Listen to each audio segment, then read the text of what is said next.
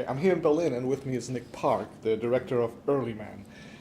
You managed to do a film about football, which even someone like me, who's not the tiniest bit into that sport, can thoroughly enjoy. How did you do that? Oh well, great. Well, that's a great compliment to know that it was very much not. I'm not a football fan really, so I felt like as a somebody wanting to make a big kind of entertaining comedy, I was really looking at football from the outside, and really the idea was primarily about a bunch of cavemen, and I didn't really want to. I wanted to make a film that had a bit more quirkiness, and I was looking for a different idea than just a straightforward adventure comedy. And it was really the soccer or the football that made me think, I've never seen a prehistoric underdog sports movie before, so that got me excited. And what if a bunch of cavemen had to learn a discipline? They're idiotic, clumsy cavemen, and they have to put down their weapons and not use their fists anymore, and not fight, but use just their feet instead. And that struck me as something I could go with. There seemed to be a lot to explore. And how long did it take from the first idea to the final movie? Oh gosh, yeah. Well, I found a sketch the other day, which was from 2010, and that's where a lot of these movies start. Just from doodles and sketches, and that's how a lot of the ideas, like Chicken Run and Were Rabbit, they've just started with some little idea that you can expand. But yeah, there's probably altogether, if you put all the time together, because it stretched out over a few years, the filming itself took about 18 months with all the 40 animators working full time on it. But then there's the building of the sets and the puppets and the design and the everything and the recording of voices, altogether about 4 or 5 years, I would say, from beginning to end. Yeah. Why did it take 13 years for you to step back, or to get back on that director's chair? I never really felt I was out of it for that long, but I did some other work, short films in between, like Matter of Loaf and Death. I guess it's 10 years or so since the last feature film. Yeah. Like any other of your movies, you've come up with a lot of brilliant little ideas inside the film, like the beetle shaver, for example. Okay. How did these things end up in the movie, and do you gather them beforehand, or does it just come naturally while you're writing the story? Yeah, that's what I love about I think from the beginning, from making films at college, film school, from Grand Day Out, what I love about making all the models is you get time, and doing all the animation, you get time to think up lots of little jokes. And on a movie like this one, it starts at the writing stage, 6 or 7 years ago. You put a lot of jokes and even a lot of puns, working with Mark Burton.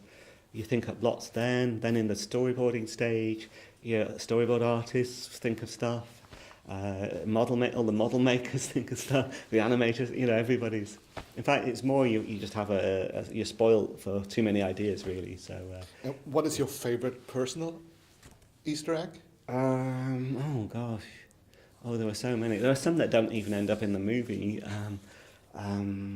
Quite a lot, actually. It looks like everything's gone in, but they haven't. There are so many. It's very hard to think. Okay.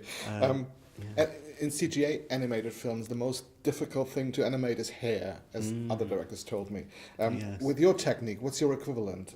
What causes you the most sleepless nights? Oh, oh gosh. What caused me most of all was knowing that this was going to be like an underdog sports movie, and really Act 3 had to really come off well as a game, and even though it's done in stop motion, so and it's how to, and also we couldn't afford to do stop motion the whole way. The crowds, we couldn't build thousands of puppets, so we have a whole mixture of CG. Background. The crowd in the background is CG, but all the primary characters in the foreground are stop motion. But you rarely see a movie where there's a really good soccer game or any other game that let alone being in the stop motion where it's really well executed. So that kept me awake at night. How to execute that game and make it exciting and funny and tell story at the same time. You know, I very much looked to Ridley Scott's Gladiator for excitement, and I watched a lot of sports movies. But as you say, you know, you don't have to be a sports fan. It was more about how to make it entertaining, and always. A friend of mine said the problem is with a lot of sports movies is there's too much sport, and I think that's really true. So it's how to edit that down because we had too many ideas. And, you know. Okay, let's talk about a not so funny thing, the Brexit. Do you have No, that's any? very fun. Do you have any notion about what will change once the UK is leaving the the EU? Oh yeah, that's a big subject. Yeah, I mean I don't know. I can't talk about the politics of it all, but we were. I was very cautious to not make this film political. Because we started filming it before Brexit happened. And, but do you think the British with, film industry will be able to compensate the loss of the EU funding? Yeah, it could impact us because I know I work with a lot of people from the, you know, from the EU, animators, you know, model makers from Germany, France, Spain, quite a few actually. So we're hoping that doesn't impact us. Yeah.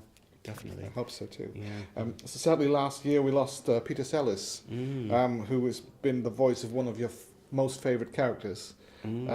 Does this mean we are not going to have any more Wallace and Gromit? Or? Well, I mean, I dream Wallace and Gromit still, and I think I can't help but thinking up more ideas. And I think Peter would want us to carry on. It's been a very sad loss, and really I'm grateful for everything that he brought. But he's very difficult shoes to fill, so that would be an issue. Yeah. And what about Shaun the Sheep too? At what stage is the film at the moment? They've just started shooting. The whole crew from Early Man has already moved on to Shaun the Sheep 2, and they're filming away. So that's due for next year. So. I'm looking forward to that. So what else can we expect from the future? I think that's all I know at the moment because they take so long to make. But yeah, we are planning more features, definitely. But. I'm really looking forward to it. Thank you very much for the interview. Thank you.